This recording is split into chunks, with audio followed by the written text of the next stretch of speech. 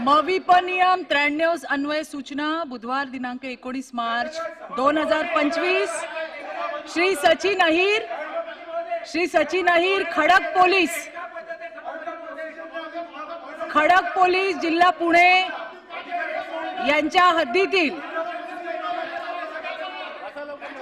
हद्दीतील माशाळी येथील ताडी विक्री केंद्र दिनांक 30/12/2024 रोजी सायंकाळी 7 ते 8 वाजण्याच्या सुमाराला वयवर्ष 33 युवकाचा खून करून काळ्या रंगाच्या रिक्षातून क्रमांक MH12 DT 0487 नेऊन त्यांच्या देहाची विल्हेवाट लावण्यात येणे शासनाने निवेदन करावे।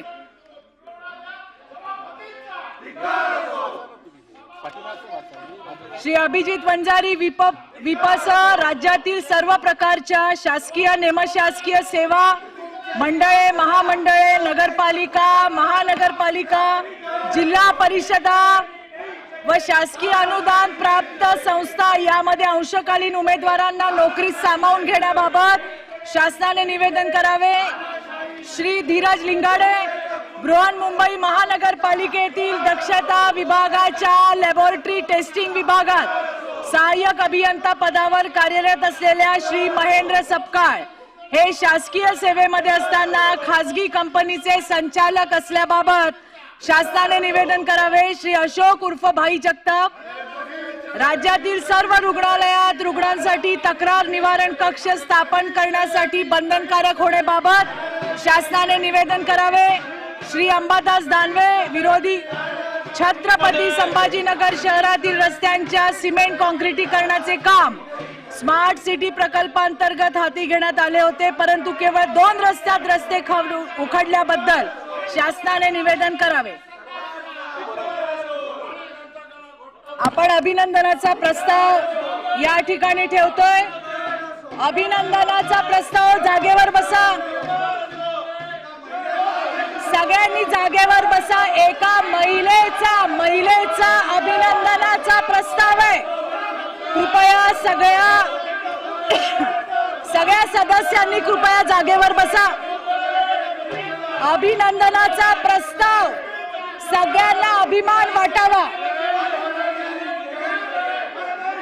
सुनीता विल्यम्स यांच्या अभिमानाचा प्रस्ताव, एका महिलेचा अभिमानाचा प्रस्ताव आपण सगळेजण मांडतोय। सगळ्या सदस्य सन्माननीय सदस्यांना विनंती आहे, एका महिलेच्या गौरवशाली क्षणाचा अभिनंदनाचा प्रस्ताव आपण या ठिकाणी सभागृहात मांडतोय। त्यामुळे सगळ्यांनी अभिनंदनाच्या प्रस्तावासाठी सुनीता विल्यम्स यांचा गौरवशाली आणि अभिमानास्पद असं पुनरागमन झालेलं आहे। 9 महिन्यांच्या कठोर अंतराळ मिशन नंतर भारतीय वंशाच्या सुप्रसिद्ध अंतराळवीर सुनीता विल्यम्स आज पहाटे सुखरूप पृथ्वीवर परतल्या आहेत। सुनीता विल्यम्स या भारतीय वंशाच्या आहेत। आपल्याला सगळ्यांना त्यांचा अभिमान वाटला पाहिजे आणि म्हणून हा अभिनंदनाचा प्रस्ताव या ठिकाणी सभागृहात आपण मांडतोय। हा फक्त अंतराळ प्रवास नव्हता, तर मानवी जिद्द, अपार चिकाटी आणि विज्ञानाच्या नवीन क्षितिजांना गवसणी घालणारी प्रेरणादायी कहाणी होती। अंतराळ संशोधन क्षेत्रात भारताचा अभिमान, अंतराळ संशोधन क्षेत्रात भारताचा अभिमान उंचावणाऱ्या या ऐतिहासिक क्षणाचे आपण सगळेजण साक्षीदार आहोत। सुनीता विल्यम्स यांची धैर्यशीलता, अभूतपूर्व योगदान आणि शौर्याला मनपूर्वक वंदन आहे, मनपूर्वक सलाम आहे। आणि हे सभागृह सुनीता विल्यम्स यांच्या अभिनंदनाचा प्रस्ताव पारित करत आहे।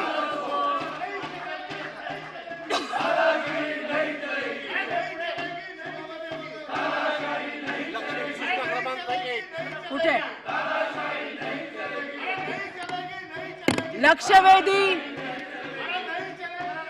लक्षवेधी सूचना क्रमांक 1 अशोक उर्फ भाई जगताप, अशोक उर्फ भाई जगताप, लक्षवेधी क्रमांक 1. 2 डॉक्टर मनीषा कायंदे, लक्षवेधी सूचना क्रमांक 2 डॉक्टर मनीषा कायंदे. सभापती महोदय, लक्षवेधी क्रमांक 2. सभापती महोदय, छापल्याप्रमाणे. सभापती महोदय, माझी लक्षवेधी अत्यंत गंभीर आहे आणि हा इतका गंभीर विषय आहे की हा असा या गोंधळामध्ये एका महिलेच्या अभिनंदनाच्या प्रस्तावाला महिलेचा आणि एका आपण बालकाचा त्या मृत्यू ठिकाणी झालेला आहे जो सूर आणि लावला त्यामुळे ते फार माझ्या दुःखद आहे. प्रश्नाला न्याय मिळणार नाही. त्यामुळे माझ्या प्रश्नाला न्याय मिळणार नाहीये. सभापती महोदय, नाशिकच्या डॉक्टर मनीषा कायंदे, नाशिकच्या महानगरपालिकेचं प्रायव्हेट हॉस्पिटल आहे पंड्या हॉस्पिटल. इकडे डॉक्टरांचा गैरकारभार, हलगर्जीपणा या संदर्भात या रुग्णालयामध्ये एकतर त्या रुग्णालयाला 27 वर्ष यांनी रजिस्ट्रेशन त्यांनी रिन्यू केलं नाही. दुसरं, तिकडे गायनेकोलॉजिस्ट नाही, ते मॅटर्निटी होम नाही, तरी देखील तिकडे गायनेकोलॉजिकल प्रोसिजर प्रसूती हे होत होतं. तिकडे गर्भपात करण्यासाठीच्या किट देखील सापडल्या आणि हे असं असताना हा रिपोर्ट जो आहे, जे 2 डॉक्टर तपासायला गेले त्यांनी हा रिपोर्ट दाबून ठेवला. का दाबून ठेवला, कोणाचा दबाव होता आणि त्यानंतर या हॉस्पिटलची नोंदणी का रद्द केली नाही. दुसरं, ते डॉक्टर जे पंड्या आहेत तर त्यांचं मेडिकल प्रॅक्टिशनर म्हणून त्यांचं रजिस्ट्रेशन कॅन्सल का केलं नाही, त्यांना अटक का केली नाही, हे माझे प्रश्न आहेत. आणि PCPNDT कायदा या खाली खरं तर हे सगळं त्यांचं मान्यता रद्द, खरं तर मान्यताच नाहीये. ज्या हॉस्पिटलमध्ये मान्यता नाहीये त्या हॉस्पिटलमध्ये सगळे गैरप्रकार चालू आहे. आणि याच्यामध्ये माझा स्पष्ट आरोप आहे की एक मागासवर्गीय महिला, तिचा मृत्यू झालाय आणि त्यानंतर बालकाचा पण, बालक देखील दगावलंय.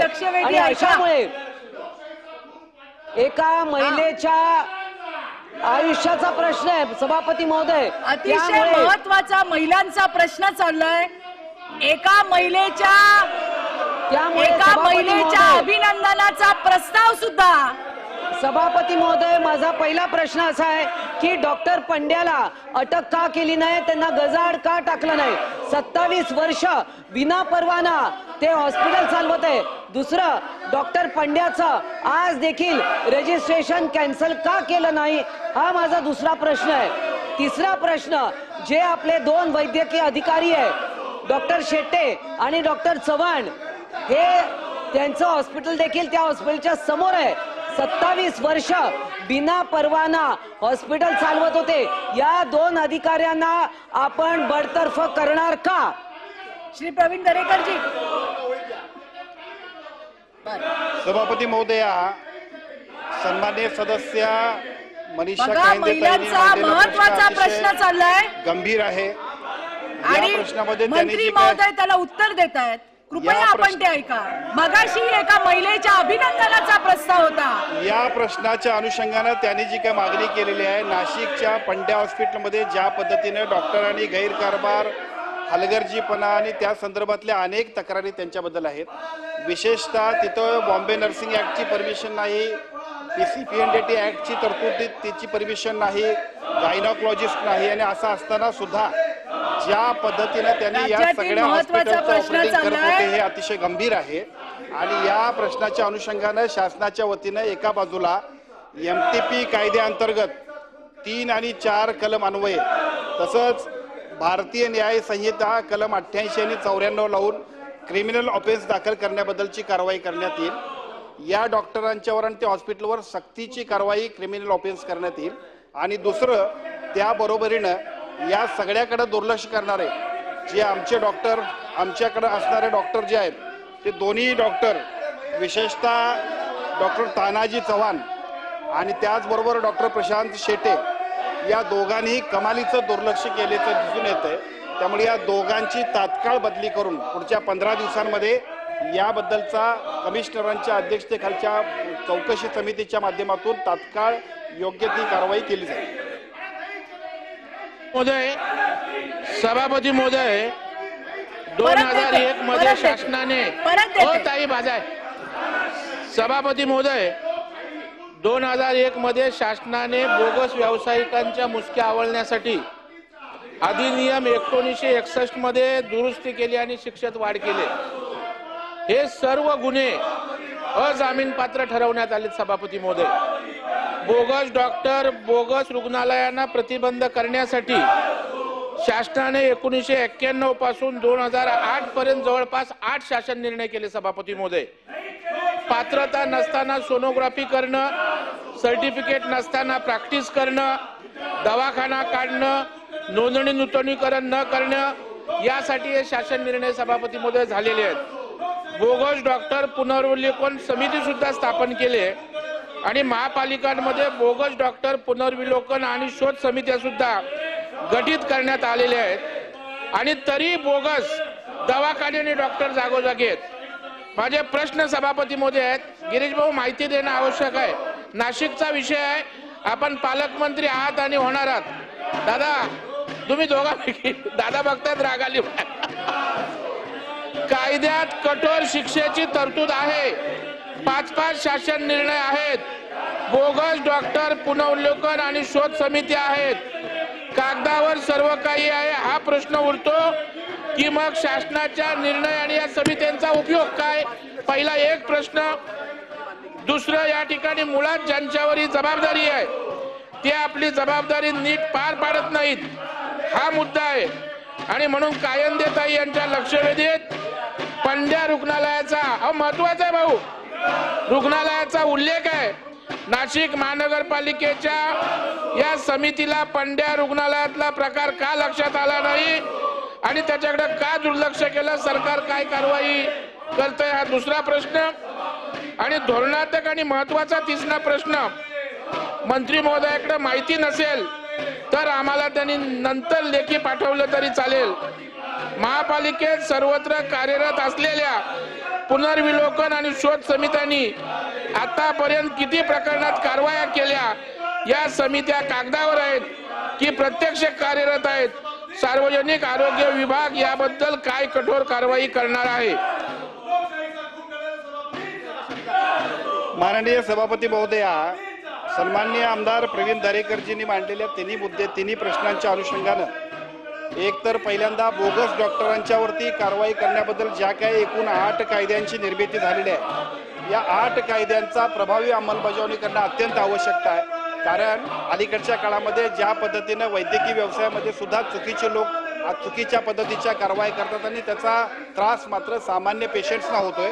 त्यामुळे या 8 कारवायांची 8 जे काही कायदे आहेत, या 8 कायद्यांच्या माध्यमातून अत्यंत सक्तीनं कारवाई करण्याबद्दल या ठिकाणी आरोग्य विभागाच्या वतीनं सूचित करण्यात येतं. दुसरा मुद्दा असा आहे की जे या पंड्या हॉस्पिटलमध्ये मगाशी सुद्धा सन्माननीय मनीषाताई कायद्यांच्या प्रश्नाला उत्तर देताना मी सांगितलं की आमच्याकडच्या डॉक्टरांची जबाबदारी अधिक आहे आणि साहजिकच त्यांनी केलेला जे काही दुर्लक्ष आहे त्याबद्दल त्यांची तात्काळ बदली आणि 15 दिवसांमध्ये कमिशनरांच्या अध्यक्षतेखाली चौकशी समिती नेमून त्यांच्यावरती कडक कारवाई किंबहुना जी काय आवश्यक आणि आवश्यक कारवाई आहे ती कारवाई करण्यात येईल. आणि त्याचबरोबर तिसरा मुद्दा की आपण सांगितलं की अशा पद्धतीनं झालेल्या कायद्यांच्या बद्दल प्रत्यक्ष महानगरपालिकांच्या परिसरामध्ये ज्या पद्धतीनं एकूण कामकाजाचा आढावा घेतला पाहिजे.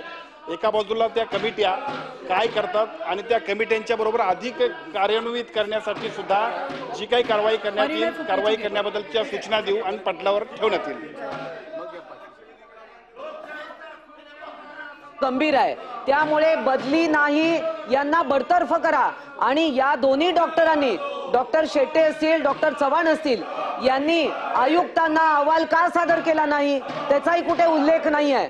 तर आयुक्तांना अहवाल का सादर केला नाही हा माझा प्रश्न आहे.